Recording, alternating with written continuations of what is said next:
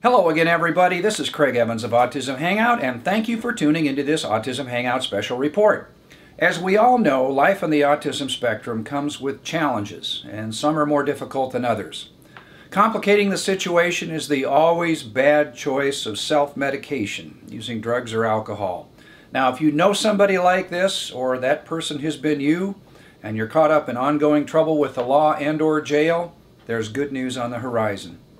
And today's guest is here to tell us about that news. Autism Hangout, please welcome somebody who's been there and done that with family and has good news to report, Claudia Curry. Welcome, Claudia. It's nice to have you here. Thanks for having me. Let's talk about this routine that sometimes seems to happen where people on the spectrum kind of give up and they look for some sort of crutch. Now, it usually starts with something like alcohol or pot, but tell us a little bit about what you've experienced in this realm. My oldest son, actually, and I'm writing a book about this because I didn't know I had Asperger's until about 6 months ago myself. So it's about an Asperger's mom who didn't know what's wrong, raising an Asperger's kid not knowing what's wrong. Born the perfect little baby, slept a lot when he was little, beautiful little boy. Thought I was the only mom who had a kid that the nuns in a semi-private school wanted to kick out for disobedience and disrespect and defiance. Went on to elementary school. Teacher calls, says, put your kid on ADHD drugs. So I took him to a psychiatrist, thank God. It does happen a lot where people end up going to a family physician and they get put on stimulants, which now creates an entire new substance abuse issue altogether there. Mm-hmm. The psychiatrist said, no, he's not ADHD, he's a genius, which he is. His IQ is in the top 1% in the world. Went on into middle school where things became a lot more difficult, and he got in trouble all the time in middle school. Started self-medicating, smoking pot at about 10.5, dropped out of high school, and ended up with the hard drugs, methamphetamines, that sort of thing, in and out of jail until he ended up in jail in North Dakota.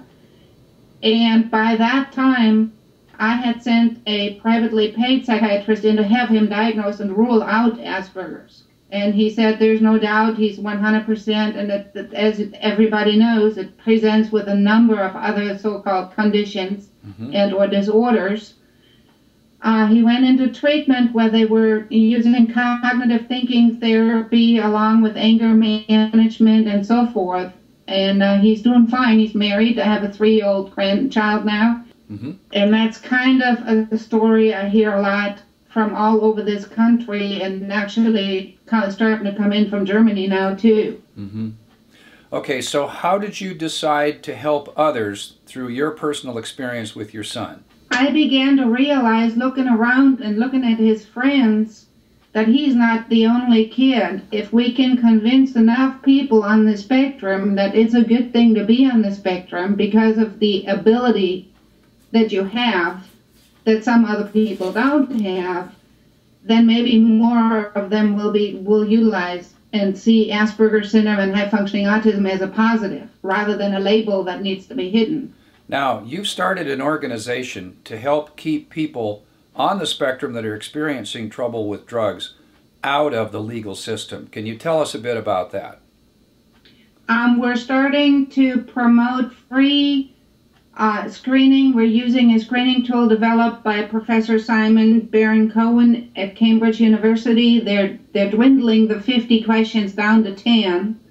And we're then working with local specialists, specifically Dr. Brett Turner, to develop a questionnaire to just pre-screen, because the common tool that is used right now, the instrument that is used for psychological evaluation, is the DSM-4 that does not include autism. The revised version, the DSM-5, that's supposed to be issued next year. But in the meantime, we've got a bunch of teenagers who fell through the cracks, who can very much be stopped from that revolving door in and out of jail, and that is our goal. The defense attorneys are very much in favor of helping with it. They're trying to find a way where they can send me into the jail and I can pre-screen, because really it's just a questionnaire to find out whether or not someone is a candidate for proper evaluation. Claudia, what is the name of your association?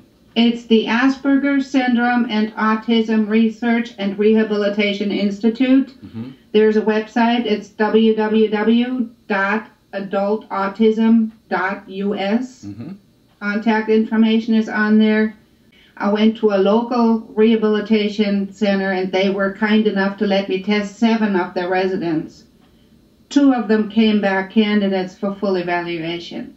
You know, if you look at the prevalence, even 1 in 100, the fact that they're 7 times more likely to get in trouble with the law, and given the drug problems we have out there, and the fact that right now we're not very successful in reducing the prison population, it's worth them to try and figure out what is going on.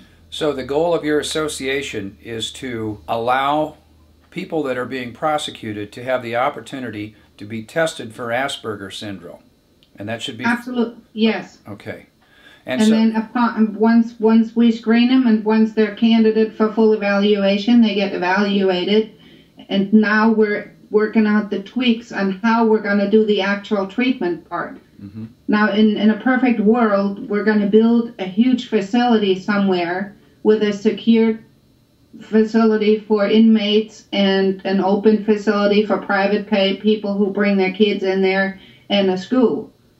But we have a long ways to go to get there, so for right now we're utilizing each facility, each jail, and each prison to section off the part for Asperger's and send counselors in and just go that way around. Now, you live in Florida, and you've already started this. You've got a couple of sample penal institutions that are currently doing this. We're working on implementing it. I've spoken to the Lieutenant Governor. I've got another phone conference scheduled with the Secretary of Department of Juvenile Justice, and everybody is looking into how to do it. I've talked to all the public defenders here in Escambia County, and the next morning I got a call from Santa Rosa County inviting me to speak to them. I've been nominated to join the board of the CDAC, the Community Drug and Alcohol Council, and I've talked to all those board members, and everybody's on board. Well, clearly there's a need for this, and clearly you have something that's going to be very helpful. Can you give us the web address again where people can go to find out more information about your cause? It's adultautism.us. Very good.